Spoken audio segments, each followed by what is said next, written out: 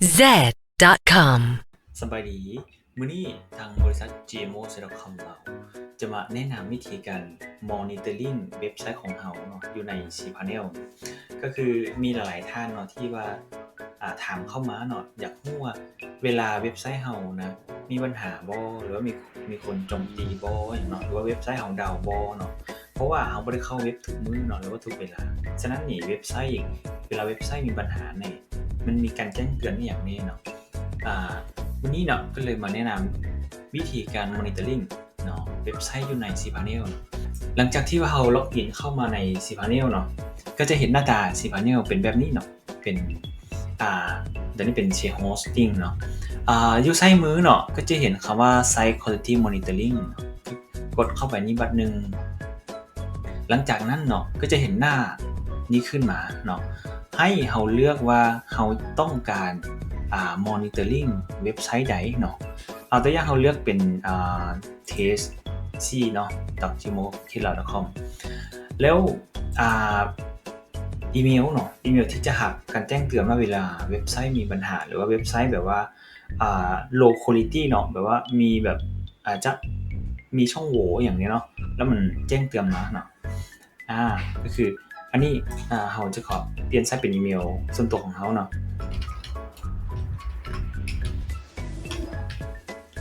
ก็คือเราใช้อีเมลของเราเนาะหลังจากนั้นให้เราติ๊กเนาะเห็นดีเราเบิ่งกับว่าเทสที่ของเรานี่มีหน้าตาเป็นแนวใดเนาะหน้าเว็บไซต์ของเป็นแบบนี้เนาะโอเคหลังจากที่ว่าเราเลือกเว็บไซต์ของเราแล้วก็ใส่อีเมลของเราไปแล้วเนาะก็คือเราก็มาสร้างโปรเจกต์เลยหลังจากที่ว่าเรากดสร้างโปรเจกต์เนาะก็จะใช้เวลาสร้างน้อยนึงเนาะแล้วก็จะมีการส่งรหัสเนาะ security code เข้าไปในอีเมลของเราเพื่อยั่งยืนตัวตนว่าแม่นเฮาเทบ่เนาะฉะนั้นเราจะเข้าไปในตัวอีเมลเราเพื่อเอารหัสเนาะเข้ามาใส่ในนี้เพื่อ activate project monitoring ของเราโอเคเราเข้าไปในอีเมลของเราเนาะโอเคใน inbox เนาะยังบ่ทันเห็นมีอีเมลของตัว monitoring มาเนาะมันอาจจะเข้าจังหรือว่าเข้า spam box เนาะเรามาที่จ้างอีเมลเนาะปึ๊บsite quality อีเมลนี้เนาะมันบ่ได้เข้า inbox แต่ว่าเข้ามาในจ้างเนาะแต่ว่าก็บ่เป็นหยังเนาะตัวนี้บ่มีปัญหาเนาะเราต้องการเพียงรหัสตัวนี้เนาะเพื่อไปยั่งยืนอยู่ใน cPanel เนาะเรา copy รหัสตัวนี้มาวางใส่บนนี้แล้วก็กด activate เลยถ้าหากว่าเรากดทาง inbox แล้วก็ทางจ้างบ่เห็นเนาะมันจะมีว่าให้กด resend เนาะเราก็กด resend ไปมันกำลังสร้างเนาะถ้าแป๊บนึงสร้างสำเร็จเนาะมันจะrefresh นั่นนี่เทื่อนึงหลังจากนั้นเนาะเราก็ท่ามัน monitoring เนาะมันกำลังสแกนอยู่เนาะเป็นหน้าจอขาวที่เนาะ